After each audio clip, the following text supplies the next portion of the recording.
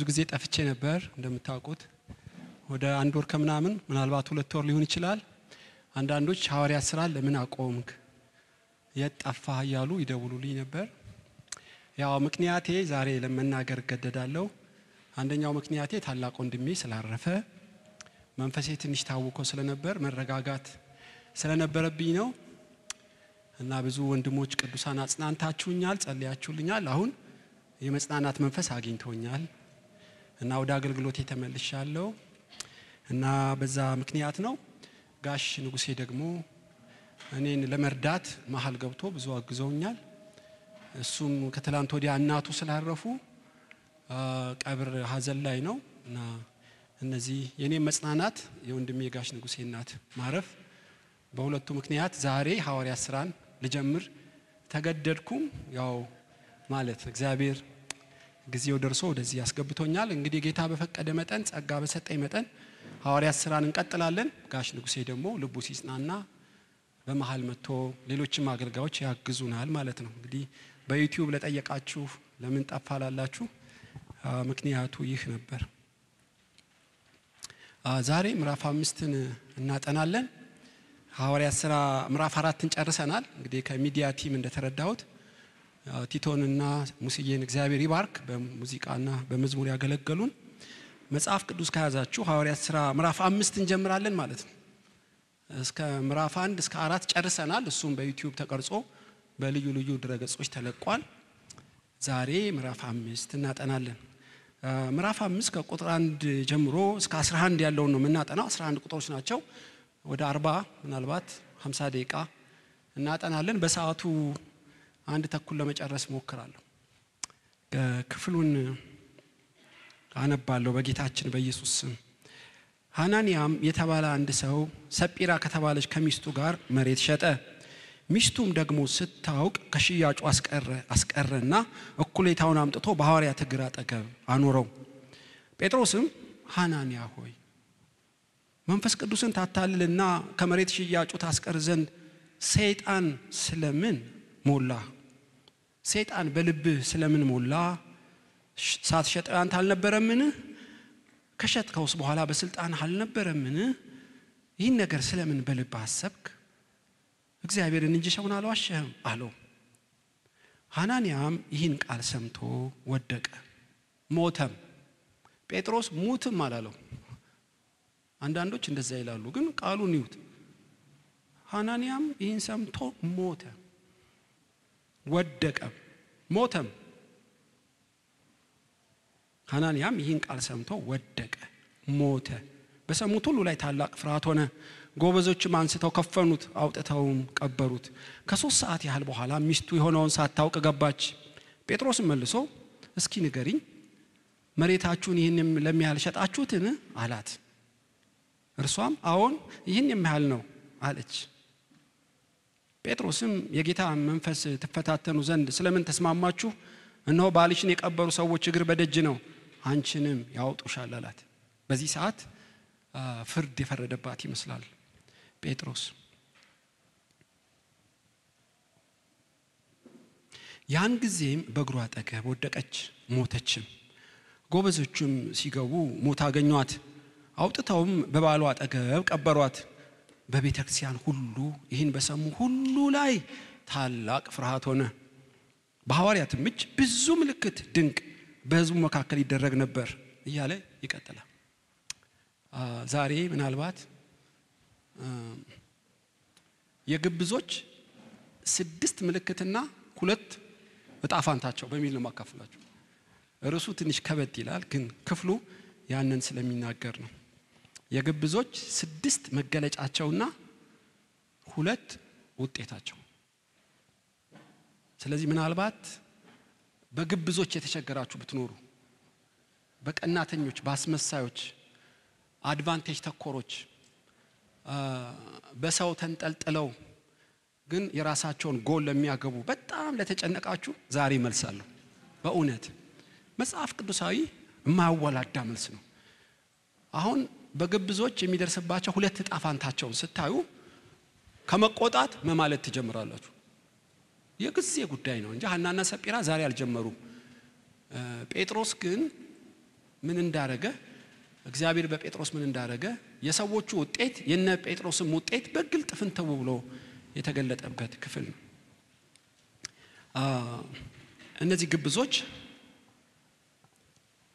ከስድስቱ መገለጫቸው አንዱ ምንድነው? ቅዱስ ቃሉን ምዕራፍ 5 ላይ ሐናንያ የተባለ አንድ ሰው ሰጲራ ከተባለች ከሚስቱ ጋር መሬት ሸጠ። ለምን ሸጠ ነው ጥያቄው። እንደምታውቁት ምዕራፍ 4 ስናጠናት እዚህ ላችኋል አውዱ ብዙዎች ወደ ጌታ ተጨመሩ፣ ሀብታቸው ተጨመረ፣ ቅዱሳን ተጨመሩ፣ ቁጥራቸውም እየበዛ መጣ። አንድ ላይ ማዕዳቸው አንድ ላይ ነበር። ግን በፍጥነትና በብዛት እየጨመሩ ስለመጡ አንዳንዶች ስደት ገጠማቸው እና የሚበሉት አጡ። በአይሁድ እምነት ተገለሉ ማለት ነው። ንግዳቸውን ሱቅ ዕቃ የሚገዛ ጠፋ ማለት ነው። እና ቅዱሳን መዳናቸው ደስ ሲሰኝ ረሃብና ችግር ደግሞ ሌላው የቤተክርስቲያን ፈተና ሆኖ ቁጭ አለ። በዚህ ሰዓት በርናባስ ዮሴፍ ነው ስሙ ሄዶ ለቆጵሮስ መሬቱን ሸጠና ሙሉ ለሙሉ ገንዘቡን ሰጠ። ለምን ሰጠ? በቤተክርስቲያን ውስጥ የመበለቶች መብዛት የድሆች መጎዳት እጅግ ስላስጨነቀው ነው። ኢየሱስ ሽጡና መሬት ስጡ አላለም። በእርግጥ ግን የመጽናናት ሰው ስለሆነ ቅንነት ስለበዛበት ለታይታ ያልሆነ ሙገሳም ላለማግኘት መሬቱን ማንም ሽጥ ሳይለው ሸጠ። ይሄ ድርጊቱ በምዕመናን ዘንድ ብዙ ሞገስና ከበሬታን ለበርናባስ አመጣለት። በእርግጥ ታውቃላችሁ ቅዱሳን ከሰው ክብርን አድናቆትም አይፈልጉም። ክብርን የሚሰጥ ማን ነው? እሱ እግዚአብሔር ነው። በእውነት ሳትፈልጉት ይመጣል። በእርግጥ ቢመጣም ይሸሹታል እንጂ አይፈልጉትም። በርናባስ 100% ታሪኩን ህይወቱን ስታዩ የዝና ተኮር አይደለም፣ ክብር ተኮር አይደለም። በማንም አይን ውስጥ እንዲገባ የሚፈልግ ሰው አይደለም። እንዲያውም ስታዩ በርናባስ እንዲህ ያረገ ስሙንም ቀየሩት የመጽናናት ሰው ብለው ጳውሎስንም ፈልጎ አመጣው። ታውቃላችሁ ከሐዋርያቱ ጋር አገናኘው። ጠርጥረውት ነበር ጳውሎስን። አይ ትክክል ነው ጳውሎስ እግዚአብሔር ተገልጦለታል እያለ ተሟገተለት። ከዛ በርናባስና ጳውሎስ እንዲያረጉ በርናባስና ጳውሎስ እንዲያረጉ ትንሽ ቆይታችሁ ታዩ ተገልብጦ ጳውሎስና በርናባስ ይሆናል። ጳውሎስ ፊተኛ ሆነ ማለት ነው። ክብሬን ሸፈከው፣ ስራዬን ሁሉ ጋረድከው አላለው። እኔ ቀድሜ ከኋላ የመተ ብራዘር ኋላ ያዝ አላለው። እና በርናባስ ከኋላ ሆኖ ጳውሎስን ያጎላው መጣ። ሐዋርያ ሥራ ላይ እንዲያውም ስታዩ በርናባስ ጠፍቶ ጳውሎስ ብቻውን ስሙ እየገነነ መጣ። በርናባስ የሚፈልገው ይሄንን ነው። አንዳንድ መንኮራኩርን እየነደዱ ወደ ከዋክብት ወደ ህዋ የሚያመጥቁ አይነት ነው በርናባስ። እሱ እየነደደ ጳውሎስን በሰላም ከፍ አረገው። የክርስቶስ መንፈስ ያላቸው ሁሉ እንዲህ ነው የሚያደርጉት ታውቃላችሁ። እና በርናባስ ቅንነቱ መንገድ ያሰፋለት፣ የጸጋ ስጦታ በዛለት፣ ወደዱት፣ ቅጽል ስም አወጡለት። ቅናት ቀሰቀሰ ማለት ነው። ታውቃላችሁ የግብዞች አንዱ መገለጫ ቀናተኛ መሆናቸው ነው። ሐናና ሰጲራ በበርናባስ ቀኑ ማለት ነው። ይሄንን የበርናባስን ክብር ለማግኘት አርቲፊሻል ነገር መጠንሰስ ጀመሩ።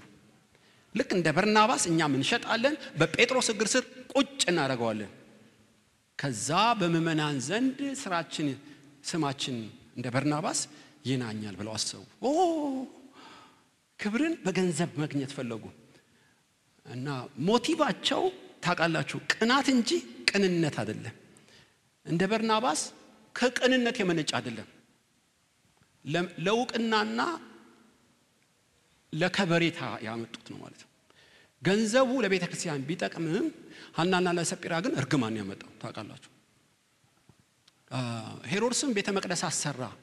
42 ዓመት የሞላው በወርቅና በፈርጥ አስጌጠው። 40 ስንት ዓመት እኮ ነው ያሰራው። ትገረማላችሁ። ከአምላክ ፍቅርና ከሰው መውደድ አይደለም። እስራኤሎች እንዲያከብሩት መቅደሳችን ሰራ ብለው ክብር እንዲሰጡት ፈልጎ ነው። መልአክ በበትር መታው። ይገርማችኋል። መቅደስ ስለሰራ ነው የመታው አይደለም። ሞቲቭ ንጹህ ስላልሆነ። እግዚአብሔር በጣም ልብንና ኩላሊትን የሚያይ ነው። ኢቭን ሞቲቫችሁ ንጹህ ሆኖ ብታበላችሁ ይሻለዋል በክፉ ሞቲቭ መልካም ነገር ከምታደርጉ። በጣም ጨዋታው ከባድ ነው በእግዚአብሔር ቤት።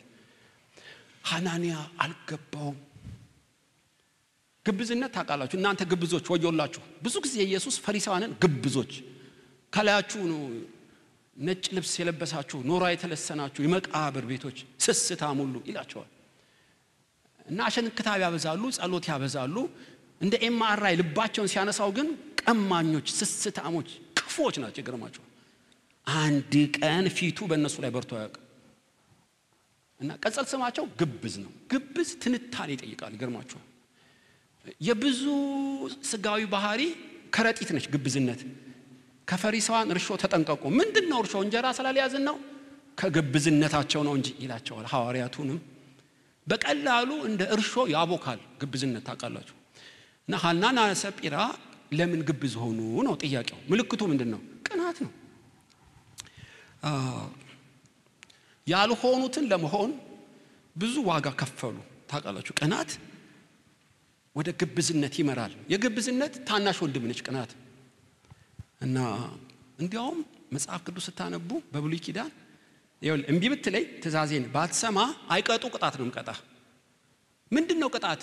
እንድትቀና አረጋለሁ ይላል። ቅናት ለካ ቅጣት ነው። በልጅ እንድትቀና አረጋለሁ ብትፈልግ ይላል። ሰው በልጁ ይቀናል። በኋላ አካፍላቸዋለሁ። ሳኦል በልጁ ቀንቷል። ቅናት እንደ ሲኦል ፍንጣሪ ነች ይላል። አየህ፣ የሲኦል ፍንጣሪ መገመት ትችላለህ። በጣም አደገኛ ነው። ሰውየው እንቅልፍ የለውም ማለት እኮ። በዚህ በቅናት የተጎዱ ብዙ መጽሐፍ ቅዱስ ላይ አሉ። ቃየን ፊት ለምን ጠቆረ? ልብ ደስተኛ አልነበር? ምን አጠቆረ ፊትህን? ገብቶታል እግዚአብሔር። መልካም ብታረግ ፊትህ የሚያበራ ነበር። የወንድምህን መስዋዕት ስለተቀበልኩ እኮ ነው የቀናኸው። ርስትን አልወሰደ፣ ብርን አልወሰደ። ምን አረገ? በወንድሙ ስለቀና ፊቱ ጠቆረ፣ ገደለው ይላችሁ። ውጤቱ መራራ ቢሆንም ዳዊት ጎልያድን ገሎ ሲመለስ ብዙ ሴቶች ዳዊት እልፍ ገደለ፣ ሳኦል ሺህ ገደለ፣ እልልታ ነው፣ መስንቆ፣ ከበሮ። ከዛች ቀን ጀምሮ በቅናት አየው ይላል። ከዙፋኔ በቀር ምን ቀረው? ወደዱት አይደል እንዴ? አከበሩት አይደል እንዴ? እግዚአብሔር በእጁ ተከናወነ አይደል እንዴ? የዳዊት ስም እኮ ምድሩን ሞላው። ቅናት ገባበት። ቅናት መንፈስ ነው ባይዘው። ጥልቅ አለበት፣ አለቀ። ከዛ በኋላ በገና ብትመታለት ጦር ቢወረውርም ለምን ወረወረ ማለት አትችልም። የሚጋልበው የቅናት መንፈስ ነው። አደገኛ ነገር፣ አእምሮን የሚያጨልም፣ ልብን የሚያጨልም። ታውቃላችሁ ቅናት የብዙ ትዳር ያጠፋ፣ የእግዚአብሔርን ሥራ ያስተጓጎለ፣ ያለ እድሜ የቀጨ ቅናት። እንዲያውም ብርቱና ቀልጣፋ ነህ ልጄን እድርልሃለሁ አሉ። ሜልኮልን ለዳዊት ለምን ዳረለት? ሊያስገድለው ብሎ። ቀናተኛ ሰው እስከምን እንደሚሄድ ልጁን ለማይወደው ሰው ሊድር ይችላል። ጉድጓድ ውስጥ ከገባለት ምንም ነገር ሊያደርግ ይችላል። የቅናት መንፈስ እንዴት ገባን? ብዙዎች ኢየሱስን ተከተሉት፣ ፈሪሳውያን ሰዱቃውያንም ቀኑበት። ከዛን ቀን ጀምሮ ሊገሉት ተማከሩ ይላል። እነማ? ሐናና ቀያፋ እኮ ናቸው። ስለ ቅናት መጥፎነት የሚሰብኩ ካህናት የኢየሱስ ዝና ሲጨምር፣ ተከታዩ ሲበዛ ቅናት ገባ። ዓለም ሁሉ ተከተለው አይደል እንዴ? ከዛች ቀን ጀምሮ ሊገሉት መዶለት ጀመሩ። አንዱ ኢየሱስ የተገደለበት ምክንያት ስለ ቀኑ ነው። እንዲያውም ይሄ የሥጋ ባህሪ ስላስቸገራቸው አይኑን ይፈውስና ለማንም እንዳትናገር፣ ለምጽ ያነጻና እንዳትናገር ይላል። እንደዚህም ተብሎ አልተቻለም እንኳን ተነግሮ። በጣም ከባድ ነው።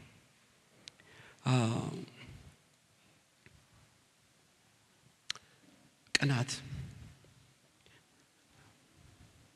አንዱ የግብዞች ምልክት ነው ማለት በእውነት።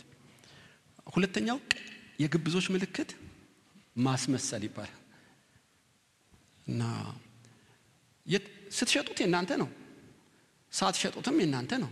ለምን ግማሹን ሰጣችሁን ግማሹን ለምን አስቀራችሁ አለው። ምን አይነት ማስመሰል ነው ይሄ ነገር? ማስቀረት ትፈልጋላችሁ፣ መስጠትም ትፈልጋላችሁ፣ ግን ድራማ ሰራችሁ። ግማሹን ቀንሳችሁ መዋሸት ለምን ያስፈልጋል? ይሄን ያክል ነው ግማሹ ኔጋ ነው ብትሉ እኮ ኃጢአት አይደለም። ሁሉን እንደሰጠ ሰው ለምን ታስመስላላችሁ አላቸው። ማስመሰል የግብዝነት አንዱ መለኪያው ቅናት ነው። ሁለተኛው ማስመሰል ነው። ይገርማችኋል። ከከዳተኛይቱ እስራኤል ይልቅ ከከዳተኛይቱ እስራኤል ይልቅ ካታላይቱ እስራኤል ይልቅ ከዳተኛይቱ ካታላይቱ ይሁዳ ይልቅ ከዳተኛይቱ እስራኤል ጸደቀች። ምን መሰላችሁ? ይሄ የሰሜን እስራኤል 10 ነገድ ጣዖት አመጡ። በቃ ጣዖት ነው ምናመልከው አሉ። እነዚህኞቹ ያህዌ አብርሃምን አምላክ ነው አሉ። ሲመረመሩ ግን በውስጥ ጣዖትን ነው የሚያመልኩት። እኔ ጥጃ የሚያመልኩት ይሻሉኛል ከናንተ። እግዚአብሔርን እናመልካላችሁ በአፋችሁ ከምታቆላምጡኝ ጥጃ ያመለኩት ጻድቃን ናቸው አለ። አለቀ። ወገኖች ሆይ ግብዝነት አንዱ ባህሪ ማስመሰል ነው። እግዚአብሔር ምሳሌ 11:20 ላይ ልበጠማሞች በእግዚአብሔር ዘንድ አስጸያፊ ናቸው እያለ ይናገራል። ብዙ ፍቅር በአፋቸው ይገልጣሉ ልባቸው ግን ስስት ነው ይላል ሕዝቅኤል 33:31 ኤርምያስ 6:13 ከታናሽ እስከ ታላቅ ድረስ ሁሉም ስስትን ያስባሉ ነብይ ካህኑ ሁሉ በተንኮል ነው የሚያደርጉት። ይገርማቸዋል። እንዲያውም ሮሜ 16:18 በመልካምና በሚያቆላምጥ ንግግር ተንኮል የሌለባቸውን ያታልላሉ። አፋቸው ከቅቤ ይልቅ ለስላሳ ነው ውስጣቸው ሰልፍ ነው ይላል። በጣም ያስመስላሉ። አቢሴሎም በዚህ የተካነ ነው። ሲያስመስ ጸጉሩን ያበጥራል ቅባት ተቀብቶ ጠዋት በር ላይ ይቆማል። ሰላም ስትሉት እጅ ጨብጦ ይስማቸዋል አገላብጦ። ከዚህ ሰው በቀር ማን ነው ንገስብን ነው የሚያሰኛችሁ? በውስጡ ግን ለጦርነት ነው የሚያሰልፋችሁ። ዳዊት የዋህ ነው፣ ቤተ መንግስት ነው፣ በቀጠሮ ነው የሚለው። አይስምም አያቆላምጥም። ያኛው ሸንጋው አስመሳዩ ወደ ኤፍሬም ደን መራቸው። አቢሴሎም ይንገስ ብለው ጠቅላላ ተከተሉት። አቢሴሎም አንደበቱ አይምሯቸው ነው የሚማርከው። የብርሃን አገልጋይ እስኪመስሉ ሐሰተኛ ሐዋርያት ራሳቸውን ይቀይራሉ። ይህም ድንቅ አይደለም። በብሉይ ነበር፣ በአዲስም ይቀጥላል። ከሱ በላይ ነብይ ማን ነው የምትሉት? አይገስጻችሁም። ልባችሁን ይሰልላል በሴኩሪቲ እያንዳንድሽ እንደምትፈልግ ያደልሻል። የተቀባ ተነሳልን እልል ነው የምትሉት። ላገለገለው ሳይሆን ለሸንጋው ቼክ ይፈርሙለታል። እንዴት ህዝቡን እንደሚሞልጩ ስታዩ ትገረማላችሁ። ሐናና ሰጲራ በጣም አስመሳዮች ናቸው። እቺ ብር ለናሙና ተገለጠች እንጂ ህይወታቸው ሁሉ ይሄ ነው። በአንድ ቀን ሐዋርያትንና እግዚአብሔርን መንፈስ ቅዱስን መድፈር አትችሉም። ተለማምደዋል እንዲህ ያለ ማስመሰል።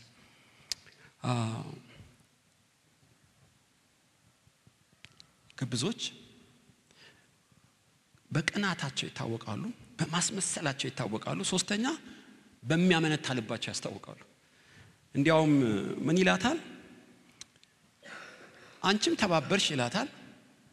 ሰይጣን በልብህ ይሄን ሐሳብ እንዴት ሊያገባ ቻለ? ጴጥሮስን አይደለም መንፈስ ቅዱስን ልታታልል እንዴት ደፈርካሉ? ምን ማለት ነው? ሪቫይቫል ስለነበረ ቅዱስ ቃሉ የሚገለጥ ስለነበረ ሐናና ሰጲራ ማመንታት ውስጥ ነበሩ። እግዚአብሔር ልብና ኩላሊትን ያያል። ኖ ባክሽ ግማሹን እንሽጠው።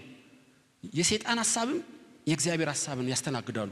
ህሊናቸው ተው ይላል፣ መንፈስ ቅዱስ ቃሉ ተው ይላቸዋል። የሥጋ ፍላጎትና ሰይጣን ደግሞ አታል ይላቸዋል። በማመንታት ሮቤል እንዳልተገላበጠ ቂጣ ነው። በሮቤል ዘንድ ብዙ የልብ ማመንታት አለ። ለጦርነት የሚወጣ አይመስል ጋሻ ይይዛል፣ በሰልፍ ሰዓት ወደ ቤቱ ይመለሳል። የማትተማመኑት እንደ ተነቃነቀ ጥርስ ወይም በጭስ እንደ ሞጨሞጭ አይን ነው ታማኝ ያልሆነ ሰው የሚል ምሳሌ ላይ ተጽፏል። የግብዞች ምልክት ዛሬ ከኔ ጋር ነው ብሎ ልብህን ከወሰደ በኋላ 100% ካመንከው በኋላ ነገ ሌላ ሰው ነው ታገኘዋል። ኮምፕሊትሊ እቺ አርጤምስ ታላቅ ነች፣ የግሪክ አርጤምስ ታላቅ ነች እያሉ ለ2 ሰዓት ጮሁ። አንድ የፍርድ ቤት አዛዥም አይሁዳዊ ነው፣ በፍርድ ቤት ጳውሎስን አቆመው። ለምን? ጂው ስለሆነ ጳውሎስ ታምኖበታል ለኔ ይፈርዳል ብሎ። ህዝቡ ሁሉ ሲሰበሰቡ አርጤምስ ከሰማይ የወረደች አምላክ መሆኗን የሚጠራጠር ማን ነው አላቸው። ቅድም አይሁዳ የሆነ አይዞ ስትለኝ ፍርድ ቤት አርጤምስ አምላክ ነች ትላለህ? ነገሩ እንዲህ ነው አሉ። ለጳውሎስ ሌላ፣ ህዝብ ፊት ሲቆም ሌላ። የግብዞች አንዱ ምልክታቸው ሶስተኛው ማመንታት። ሄሮድስም መጥምቁ ዮሐንስ ስለ ጽድቅ ስለ ፍርድና ስለ ፍትህ ሲነግረው በደስታ ይሰማው ነበር። ነብይ እንደሆነ አውቆ ይሰማው ነበር። ሄሮድያዳ እንዳታስገድለው ይጠባበቀው ነበር። ነገር ግን ያመነታ ነበር። ይገርማችኋል። በዮሐንስ የተገለጠው የእውነት ቃል ይሻላል ወይስ ሚስቴ ትሻላለች? ፍታ ይለኛል እሱ፣ ህሊናዬ ፍታ ይለኛል። እሷ ደግሞ እየተጠመጠመች ትስመኛለች። ምን ይሻላል? ሲያመነታ ጻድቁ አንገቱ እንዲቆረጥ ፈረደበት። አታምኑ? ቅዱስና ጻድቅ እንደሆነ አውቆ እኮ ይላችኋል። ዮሐንስ እግዚአብሔር ንጉሱን አሳልፎ ሰጠኝ፣ ቃል በደስታ የሚሰማ ሰው ሰጠኝ ብሎ ከዛ ፍጥረት እስከ ራእይ ያስተምረዋል። በልደቱ ቀን መጥረቢያ ላከለት። የምስጋና ወረቀት አይደለም፣ አንገቱን ቀንጥሶታል። ጉድ ነው የምትሉት። እንዲህ ያለ ሰው አሉ በዘመናት እንደዚህ ያሉ። መሳፍንት 5:15 ላይ በሮቤል ፈሳሾች አጠገብ ብዙ የልብ ማመንታት አለ። ብዙ እንዲያውም ሁለተኛ ጢሞቴዎስ 3:13 አታላዮች እየሳቱና እያሳቱ እየጨመሩ ይመጣሉ ይላቸዋል። ጲላጦስ እንደዚህ ያለ አመንቺ ነው። ኢየሱስም ምንም እንዳላደረገ አወቀ። ሚስቱም በህልሟ አስረዳችው። በተማረው የሕገ መንግስትም መርምሮ ኃጢአት እንደሌለበት ታውቋል። ዞር ሲል ህዝቡ ስቀለው ይላሉ። ዞር ሲል ጻድቅና የዋህ ንጉስ ነው። ተጨነቀ፣ ማመንታት ጀመረ።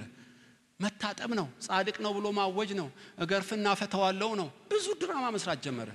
ቁርጥ ያለ ለእውነት መቆም ጲላጦስ ጋር ጠፋ። እና ጲላጦስን ይፈታዋል ብላችሁ ተጠብቁ፣ ስቀሉት የሚል ፈርሞ ሰጣቸው። እኔ አንድ ወቅት መቼም ካህን ሚስጥር ይጠብቃል። በእውነት በሚስጥር የነገርኩትን በስብከት አድርጎ ሰበከብኝ እንዳትሉኝ። እናንተን ሳይሆን እግዚአብሔርን ስለምፈራ ሚስጥር አልገልጥም። ለምን? ራሴን ነው የሚቀጣኝ።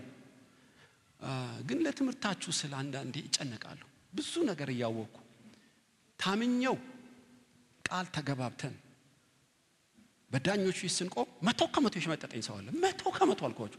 እስከ ዛሬ እገረማለሁ። አህዛብ ቢሆን ምንም አለው። ከስራው የሚያስቀንሰው መሆኑን ሲያቅ፣ ነገሩ አደጋ እንደሚያመጣበት ሲያቅ ፊቱን በሌላ ያዞር ሸመጠጠኝ። እንደዚህ ተያየን ነው የምላችሁ። እስከ ዛሬ ድረስ ስንተያይ ትዝ ይለኛል። ባላዝንበትም እገረማለሁ በሰው ልጅ። በሱ መፍረድ አይደለም፣ እኔም እኮ እንደዛው ልሆን ይችላል። ግን የግብዞች ባህሪ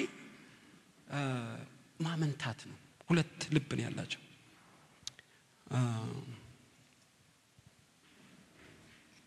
አራተኛ የግብዞች ባህሪው ጥቅም ካስገኘላቸው ከማንም ጋር ይተባበራሉ።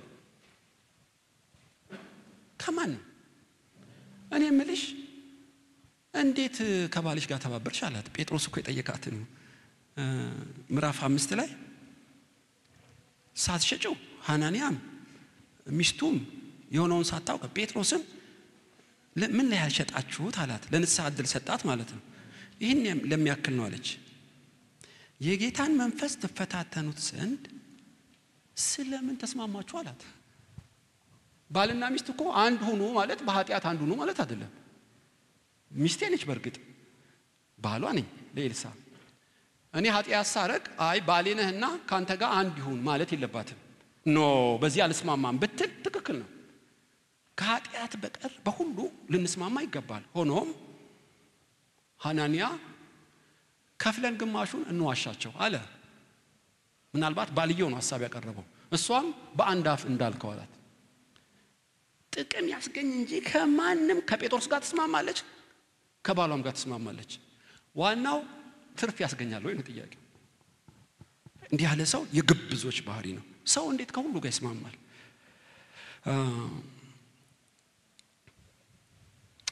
የኢዮሮብዓም ሚስት ልጅሽ በመታመሙ ፈውስን ፍለጋ መጣሽ ነብዩ አካያ እኔ ጋር። በእርግጥ አይነ ስውር ነኝ፣ መንፈሴ ግን ብሩህ ነው።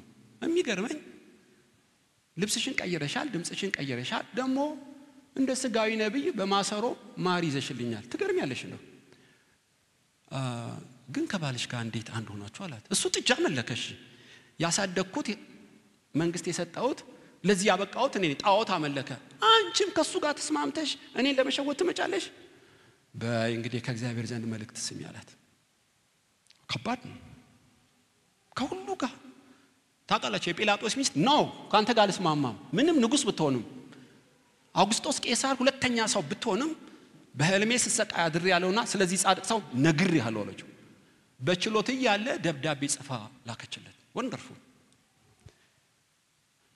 ዳዊት ባኬ ባለጌ ባሌ አንተን ሲሰድብ እኔ ከሱ ጋር አይደለም ልቤ አንተን የምፈራ እግዚአብሔርን የምፈራ ሰው ነኝ እና ኃጢያቴን አትቁጠርብኝ አልሰማውም እሱ ያደረገው እያለች ከባሏ ጋር እንዳልተባበረች በቃልና በስራ ስትገልጥ ታያላችሁ። ምንም አካሏ ቢሆንም በኃጢያት አልተባበረችም። እነዚህ ባልና ሚስት ግን አንድ ናቸው። አንድ ሰው ልበላችሁ እንግዲህ እንዳጠረጥሩ አደራችሁን እንደው አስቸጋሪ ነው በእውነት ከትህትና ጋር ነው። ለምን ብዙ አድማጮች እያሉኝ የገባኝ ሲመጣ መጠንቀቅ ይበዛ እና ኦርቶዶክስ እስጢፋኖስ ጋር አገኘሁት። ሳገኘው የመነኩሴ ቆብ አድርጓል። ይለምናል ስለምን ተማሪያም ምናምን እያለ ማለት ነው። እንዴ ገረመኝ።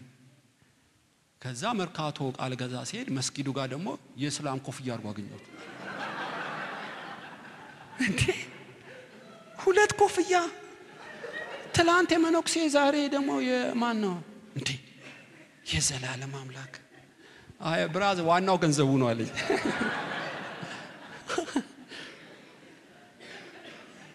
እኔ እኮ ለምን ሙስሊም ኮፍያ አረገ አላልኩም።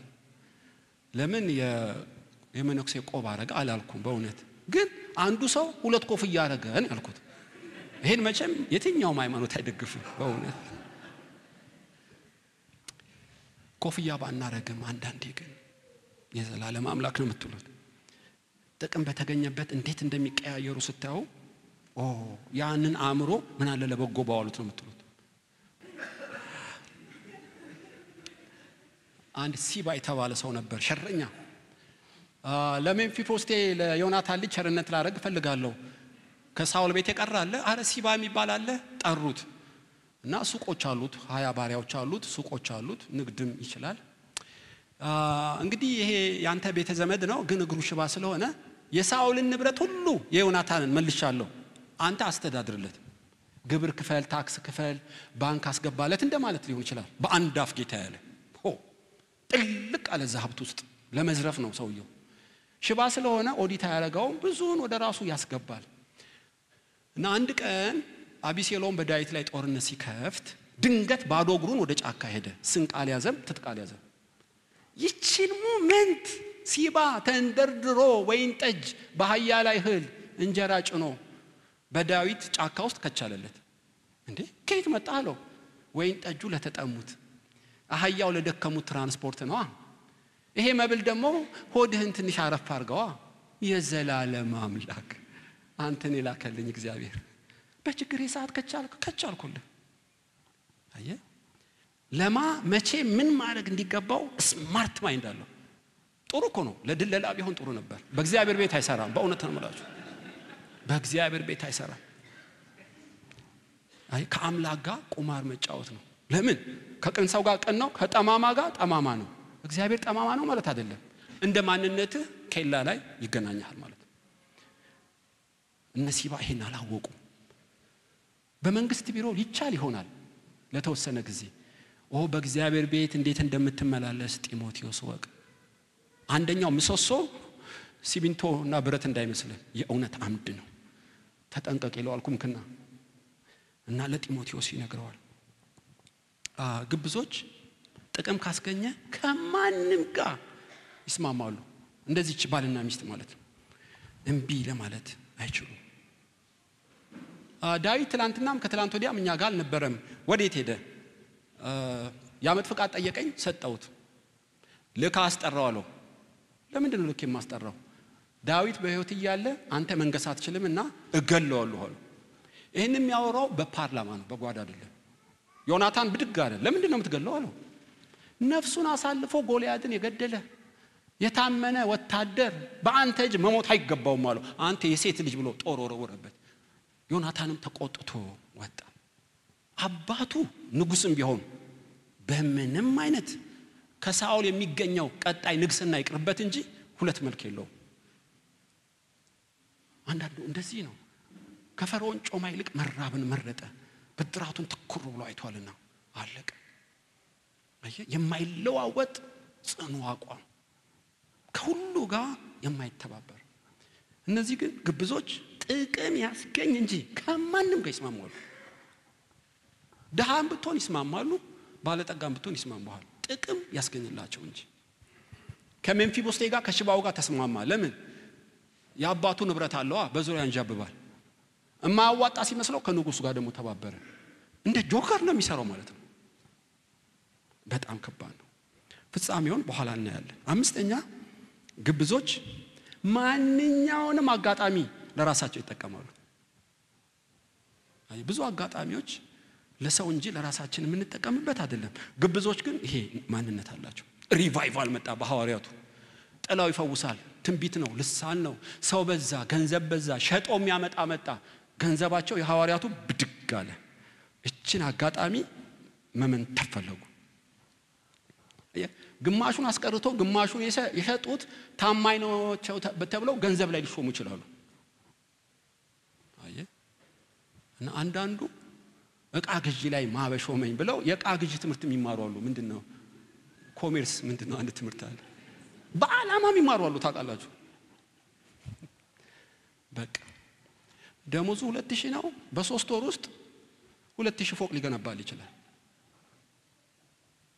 በጣም አደገኛ አካሄድ ነው ማንኛውንም አጋጣሚ ይጠቀሙበታል ኢየሱስ ኮንፈረንስ እናርግ ነው ሽባዎችን እናድን ሐዋርያት ነው እንሂድ ሲል ይሁዳ በዚህ ኮንፈረንስ እንት ብር ይገኛል ነው የሚላችሁ ስንት ሰው ይድናል አይላችሁ አይኑ ብር ላይ ነው ነፍስ ላይ ጉዳዩ አይደለም ዳና ክትትል ትምህርት ቅብጥር ሰው የለም ማንዩ ነው ዋናው ፍጻሜው ከባድ ነበር አላወቀም አጋጣሚ የፖለቲካን ቀውስና ግርግር ለራሳቸው የሚጠቀሙ አቃሉ እኔ አንድ ጎረቤቴ ነበረች ያኔ ኢህአዴግ ምን ያኔ ጦርነት ነበር ታውቃላችሁ ኤርትራና እንደዚህ እየተባለ እና ውጡ ተባሉ ኤርትራን ማለት ነው ያኔ ከባድ ነበር እና አንድ ጎረቤቴ በቃ ቶሎ ውጡ ተብያለሁ ቴሌቪዥን ሶፋ አለኝ ማን ይግዛኝ በቅናሽ እንኳን ግዙኝ እንዲሁ ጠየው ከመሄድ በቅናሽ ግዙኝ የፖለቲካ ቀውስ ነው በድህነት ነው የገዛችሁ ግን አማራጭ የላትም በግርግርና በቀውስ በርካሽ ጎረቤቴ ልግዛሽን ህያው እግዚአብሔርን አርገዛሽ ማለት ይሄን ያለቻት ኦርቶዶክስ ነች ታምናላችሁ እስከዛሬ አከብራታለሁ አንቺ ተጨንቀሽ ጎረቤቴ ቡና ያጣጣሽ በጭንቀትሽ ሰዓት መጣያ አጣሽና በርካሽ ልግዛሽ ውጭ ጣዩ ብትፈልግ ያለቻት ገረመኝ ተደነቁ በሌላ ጎን ለራብተኛ ከውጭ ሀገር የተላከው የሚሸጡ ደሞ አሉ ለከዳፍ መኪናውን ያዞሩታል ይገርማችኋል ተመጣጣይ ምግብ ለህፃናት የተላከው ይቸበችቡታል የሚመጣው እርግማን ለልጅ ልጆቻቸው አያውቁት ማንኛውም አጋጣሚ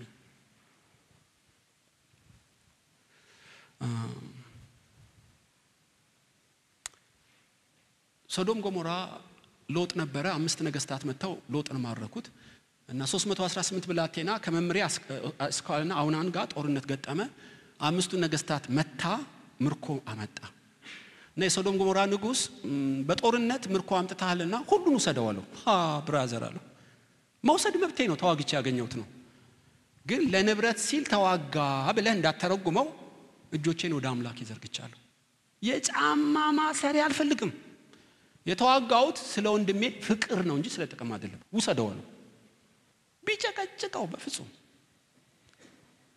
ከነማን ከለምጹ ነፃ እባክህ ብርና ወርቅ ውሰድል ህያው እግዚአብሔር አምስት ለምን በነፃ ተቀብያለሁ በነፃ ስጡ ብሏል ጌታ እኔ ገስታውስ ብዬ ዘይት እንደሚሸጥ አይደለም አልፈልግም ለምን እኔ አልፈወስኩም እግዚአብሔር በኔ ነው የፈወሰ ከኔ በፋብሪካ ውጤት ይመስል እንዴት ይሸጣዋል ጸጋው አለኩ የሰማ አምላክ አልሸጥ ቢዘበዝበው ቢያለው ገያዝ ግን ሾልካ ሄደች አቤት እቺን ማጋጣሚ ጌታዬ እቺን መልካም አጋጣሚ መተው አልነበረበትም ፈውሱን ተጠቅሞ ብር መቀበል ነበረበት እንጂ ትዝ ይላችኋል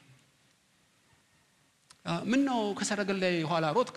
አይ ኤልሳ ድንገት እንግዶች መጡበት ትንሽ ብርና ወርቅ ካለ አረባ ከኔ ለምኛው አልነበር እንዴ? ብዙ 5 እጥፍ ውሰድ።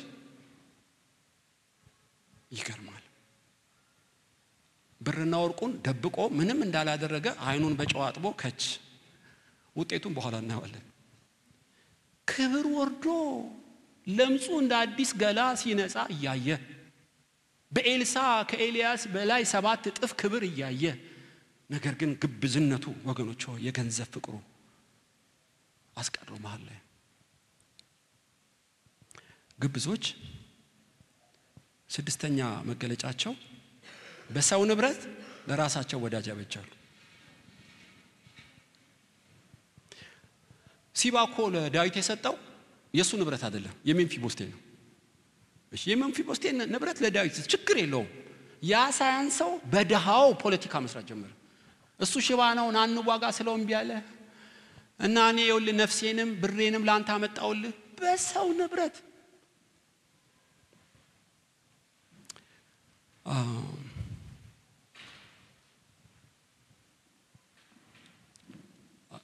ጢሞቴዎስን ይለዋል ጳውሎስ፣ እኔ እንዳንተ ያለ ሰው አላየሁም። እንዳንተ ያለ ሰው እነ ዶክተር ሉቃስ እያሉ ሐዋርያት እያሉ እኔ ያልተገረዘ ፈሪ አንድ አባቴ ግሪካዊ ሰው እንዴት ነው አንደኛ ቁጥር ያረከኝ?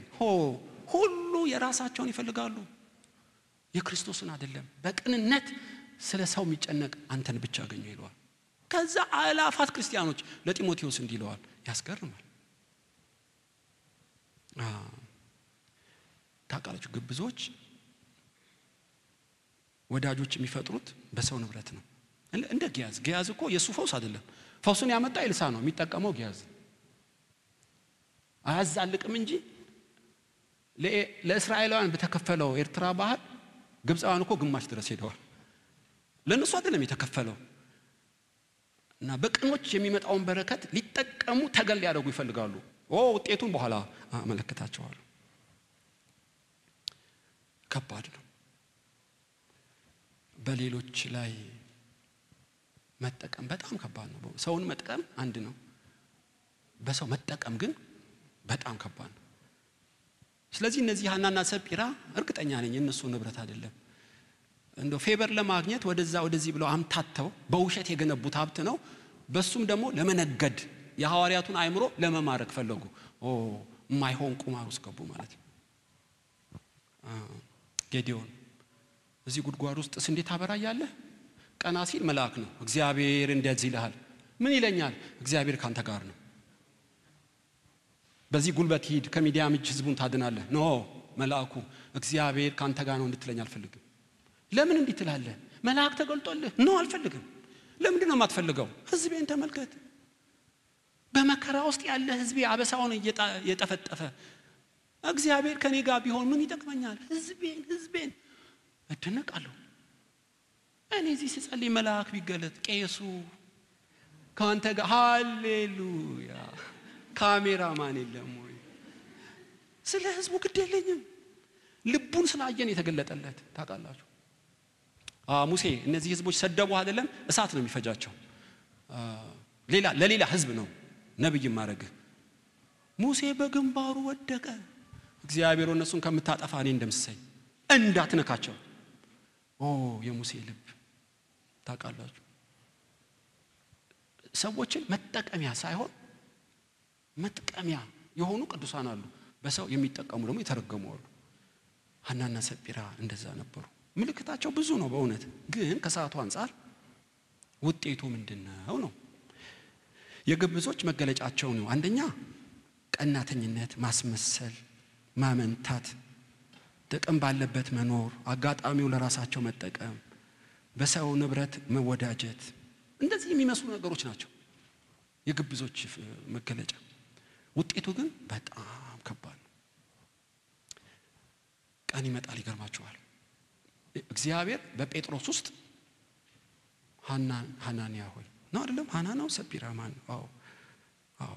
ሰጲራ እና ሐናንያ ሆይ ሳትሸጠው ያንተ ነበር፣ ስትሸጠውም ያንተ ነበር።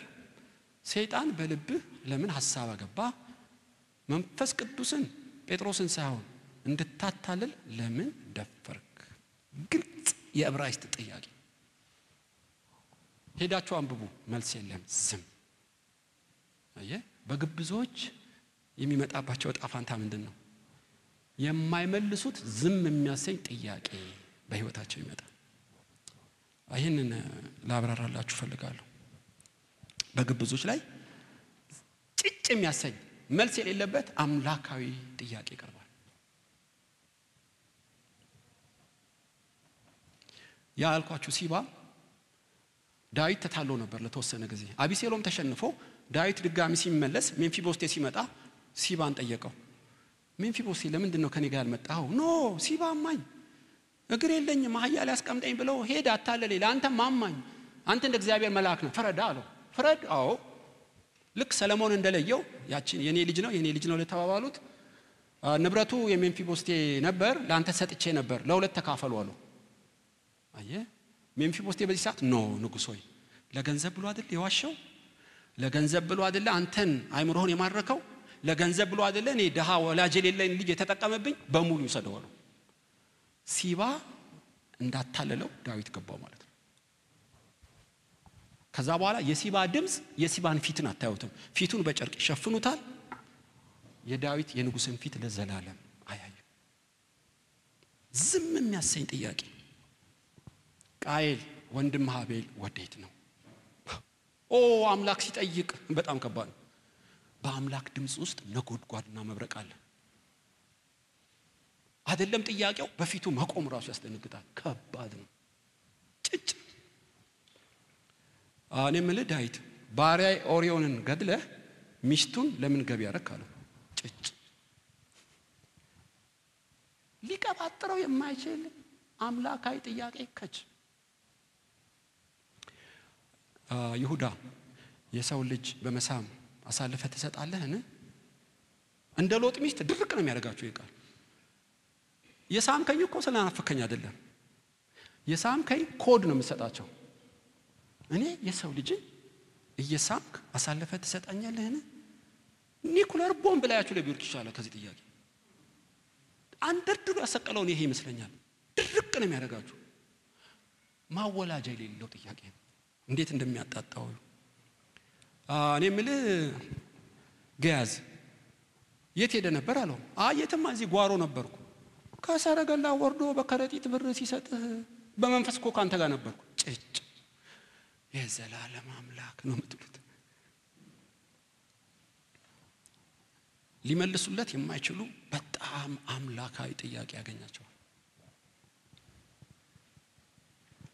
እንደ ሰው አይቸኩልም፣ ለንስሐ ጊዜ ይሰጣል እንጂ መጠየቁ አይቀርም። ሰው ከሰው ቢጣላ አምላክ ያስታርቀዋል። ከአምላክ ቢጣላ ማን ነው ጣልቃ የሚገባው? ከባድ ነው።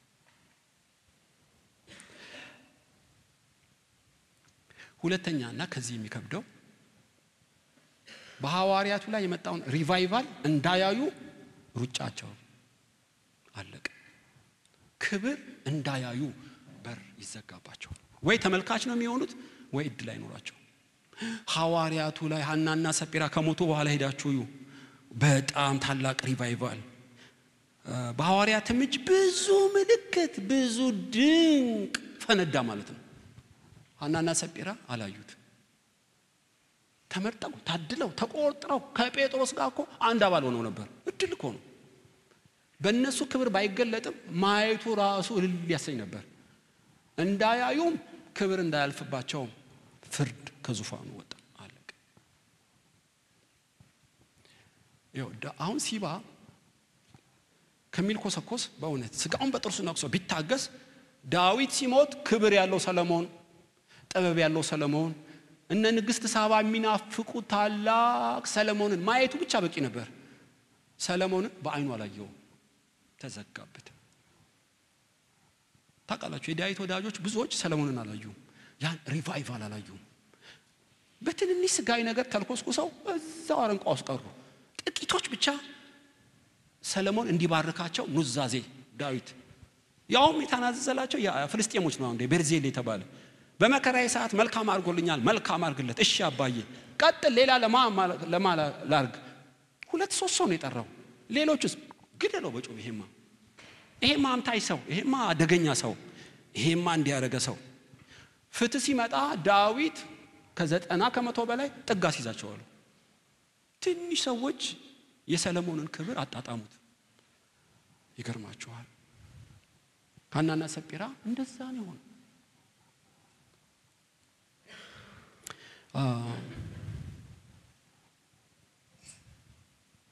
ጥላው መፈወስ ጀመረ። እንደምታውቁት ሪቫይቫል ተነሳ። ሐናና ሰጲራ ምዕራፍ 5 ላይ በ4 ነጥብ ዘጉት። ስንት ምዕራፍ እኮ በሄዱ ስንት ክብር በጠገቡ ሩጫውን በድል በፈጸሙ ነበር። ያላዩትን ክብር ያላነበቡት መጽሐፍ ስንት የክብር መዝገብ በፊታቸው ባለፈ በሚያልፈና ምድራዊ ግብዝነት ተበሉ አጣሙ። ዛሬ እግዚአብሔር በምዕራፍ 5 ከቁጥር 1 እስከ 12 ምንድነው የሚናገረን? በግብዞች ተጨንቃችኋል፣ በአስመሳዮች ተጨንቃችኋል፣ በጥቅም ተኮሮች ድራማ በሚሰሩ ምንም አትቸገሩ ይላል። የማይመልሱት ጥያቄና የሚመጣውን ክብር እንዳያዩ ፍትህ የሚበይንበት ጊዜ አለ። በፍጹም መጨነቅ የለብም። ጴጥሮስ አልተጨነቀም። ራሱ የመጣው ክብር ጥጉን ያስይዘዋል። መንሹ በእጁ ነው። እንክርዳዱን የት ስንዴውን የት እንደሚያደርገው ያውቃል። የአምላክ ቀን በእውነት እላችኋለሁ የሚያስፈራ ነው። እንደ አጣቢ ሳሙና ነው፣ እንደሚያቃጥል እሳት ነው። ያጠራዋል፣ ያጠፋዋል ግማሹ። ወንጌል እንደተሸቀጠበት አይቀርም። እንዳና ሐናና ሰጲራ እየሸነገሉ ህዝቡን በወንጌል የክርስቶስን አካል እንዳደሙ በእውነት እላችኋለሁ ክብሩን የሚያስመልስ አምላክ አለ። ማንንም ከነሱ ጋር ሰጣ ገባ መግባት የለበት። እንደ ሰው አይቸኩልም እንጂ አምላክ አይዘበትበትም። በነፃ የተሰጠውን የቸበቸበ ሁሉ ቀን ይመጣለታል። የባንክ አካውንትሽን አበዛሽልሻለሁ ቅብጥርሶ እያለ ማንንም አይነካኝም ደረቱን ነፍቶ በእውነት እላችኋለሁ መማለት ጀምሬያለሁ። ቀን ይመጣል። የዓለም ንብረት ሁሉ የሱ ቢያረግ በትዕቢት የማይገባ ቃል ቢናገር ቀን ይመጣል። እንደ ኤሊ ልጆች ደፋሮች ነበሩ። አረ ለእግዚአብሔር መስዋዕት ይቀርብ ቀጥሎ ተባለ። የምን መስዋዕት ነው? መጀመሪያ ጥሬ ስጋ ለኔ አምጪ እያሉ አልቤርጎ ሳይሆን መቅደሱ ዝሙት እየሰሩ ሳሙኤል ወይ ጉድ አላለም። ቀን ይመጣል ጆሮን ጭው የሚያደርግ ጉድጓድ ቢገቡ ያመልጡ። ነገር ግን እንደ ሰው አይቸኩልም። ብራዘር እኔ ለአንዳንዶች ለምታው ነው በእውነት እግዚአብሔር ማን ነበርክ ጸጋ ስጦታ ሲሰጣ በብዙ ቅዱሳን ጸሎትና ለህዝቡ ጥቅም እንጂ እንድትምነሸንሽበት አይደለም። ለያጅ ለገላጋ ያስቸግረህ በወንጌል ስም በእውነት ሰማይ ልቧጣል። ካፋቸው የሚወጣው አደገኛ የወንበዴ ቃል ነው። ከባድ ነው። ቀን ይመጣል። ምዕራፍ ሲገለጥ ዘመን ሲመጣ ሰው ሊያድናቸው አይችልም። የምድሩን አትበሉ፣ በትንሣኤ ዕለት በታላቁ ቀን ይቆማል። በምድርም ሂሳቡን ያጣጣል። እንተሳሰብ ይለዋል። አንዲት 74 ሳንቲም አትቀርም ኦዲት ያደርገዋል። በእውነት ነው ብላችሁ በእግዚአብሔር እጅ መውደቅ የሚያስፈራ። ስለዚህ ሐናና ሰጲራ ክብር ሊካፈሉ አልቻሉም። ሐናና ሰጲራ አምላካዊ ጥያቄ ገጠማቸው። በስጋም በነፍስም ከሰሩ። እግዚአብሔርን ላከበሩ ከግብዝነት ራሳቸው ለጠበቁ ክብር ቀጠለ። ለግብዞች ግን ክብር ቆመ። አለቀ። ተቀላቅሎ አይሆንም። አንድ ቃል ትዛለኝ እሷን ተናገሬ ጨርሳለሁ። በእውነት እኔ ሚስቴን በጠረጥር ከወንድ ጋር ማቅጣለች ብዬ ካህን ጋር ወስዳታለሁ በብሉይ። እኔ ጠረጠርኳት። መርፌና ክሮና አይተሃል? አላየሁም። እና ምን ሆነ ነው? እንደው ጠረጠረኝ። እንደው ሰውነቴ አጣራልኝ እባክህ ነው። እሺ ነይ ይላታ። ከወንድ ጋር ተኝተሻል? አይ ይኸውልሽ ተኝተሽ አልተኛውም ካልሽ ቅዱስ ውሃ የምትባላለች እቺን አጠጣሻለሁ። ካልተኛሽ ምንም አትሆኝም። ቀዝቅዞሽ ደስ እያለሽ ትሄጃለሽ። አመንዝረሽ ከሆነሽ ግን ሰው ሁሉ ያየ ሆድሽ እንደ ፊኛ ይነፋል አላት። ተጽፏል ባይብል ላይ ባይዘው ይሄ ቅዱስ ውሃ ይባላል፣ የሚያጣራ ውሃ። እና በቃ እንደ ፊኛ አይመለስም ደግሞ ሆዷ እንደ ርጉዝ ሄድ በቃ ትኖራለች። በጣም ከባድ ነው። አሁን የጸጋ ዘመን ነው። እንዴ የሚነፋ ውሃ የለም። አሁን የሚምር ቅዱስ ውሃ ነው፣ የሚያነጻ ቅዱስ ደም ነው ያለው። ግን ምንም እንደዚህ ምረቱ ቢበዛም ወገኖቹ አይቀርም። አንዴ 40 ምንጭ ላገለግል ሄድኩ እና አልቤርጎ አሳዙኝ ማለት ነው። እዛ አንድ ከገጠር የመጡ አይነ ስውር ከኔ ጎን አልጋ ይዘዋል። አይቻቸዋለሁ ሲገቡ እና እሳቸውን የሚመራ አንድ ብላቴና አለ። ከዛ ሄድና ከሱቅ ዕቃ ግዛልኝ ብለው ላኩት ማለት ነው። እያየው አይን እያየ እና ቦርሳ ይዘው ነበር፣ ትራሳቸው ውስጥ አረጉት እና ተኙ። ሽማግሌው አይነ ስውር እንቅልፍ ይዟቸው ማንኮራፋ ሲጀምሩ አስተናጋጁ ገባ፣ ላጥ አረገው። ብንን ብለው ሲዳብሱት የለም። ከዛ ልጁ መጣ፣ የት ሄደ ቦርሳው? እኔ እንጃ። አስተናጋጁ ይጠራ፣ ፖሊስ ይጠራ ተባለ። ፖሊሱ እኔን ከጠሩኝ ቸርች አንዱ ነው፣ ዳኛ ነው እንጂ ዳኛ ነው። ፖሊስ ይዞ መጣ። አስተናጋጁ ትመረመራለህ አሉት። አይ አሉ ሽማግሌው አይነ ስውር፣ ምንም ምርመራም አይፈልግም፣ አንድ ነገር ብቻ ያድርግ። እጄን እንደዚህ ዘረጋለሁ፣ እቺን አልሰረኩም ብሎ እቺን ይምታኝ፣ በቃ ከዛ ነፃ ይውጣሉ። እንዴት እንደ ድራማ ማየት ጀመርኩ። በልምታኝ እጄን አሉት። እንደዚህ አድርገው ወይ እንደዚህ አድርገው ይመስለኛል። አይ እኔ አልመታም አለ እና ሰርቀሃል ሲሉት ሰርቄያለሁ፣ ብታሰር ይሻለኛል እሳቸውን እጅ ከመመታ አለ። በኋላ ዳኛው ለምን እንደዚህ አመና አልኩት። አረ በዚህ ሀገር አንድ ባህል አለ። እኚህ ሰው በአገራቸው እንደዚህ ናቸው አለኝ። በውሸት እጃቸውን ከመታ እዚች ጋር ስደርስ ትሞታለህ። ይሄ ደግሞ የታወቀ ነው በባህል ውስጥ እና ይቀሰፋል። ከሚሞት እውነትን መናገር ነው የሚመርጠው። ስለዚህ ነው እጄን መታኝ ያሉት አለ።